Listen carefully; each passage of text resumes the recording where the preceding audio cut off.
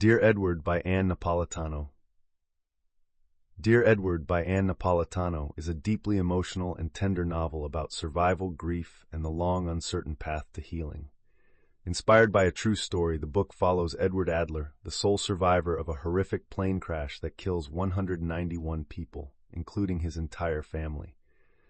Through alternating timelines and a delicate narrative style, Napolitano explores what it means to carry the weight of other people's dreams, to find your place in a world that no longer makes sense, and to rediscover meaning in the face of overwhelming loss.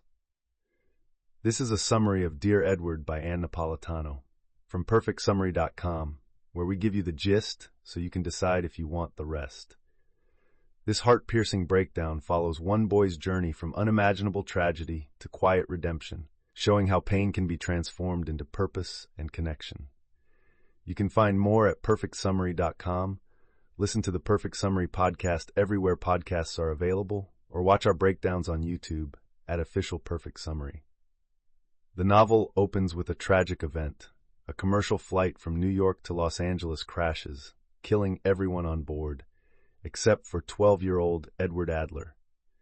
He had been traveling with his parents and older brother Jordan, and suddenly he's alone in the world, physically alive but emotionally shattered.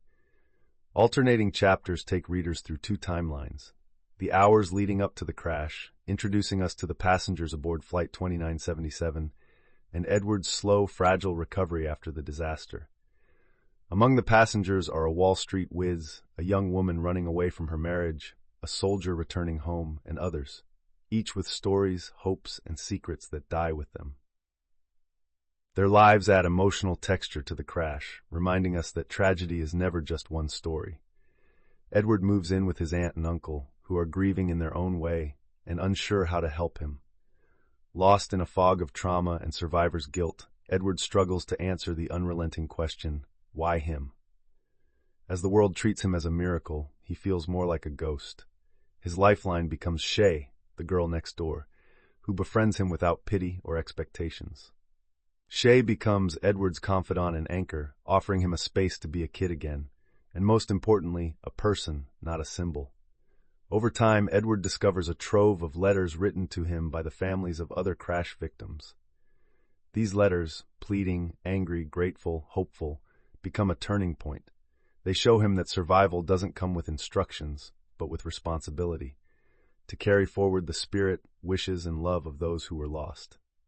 This discovery helps Edward begin to heal, not by forgetting, but by choosing how to live with the weight of memory. Napolitano writes with restraint and compassion, never sensationalizing Edward's pain but honoring it. The novel is as much about the quiet moments of healing, planting a garden, listening to music, walking in silence, as it is about trauma. It reminds readers that resilience isn't loud, it's slow, patient, and often invisible to others. Dear Edward is not a story about a plane crash. It's a story about what comes after, about the pain of being left behind, the guilt of survival, and the beauty of forging a new life from the ashes of the old one.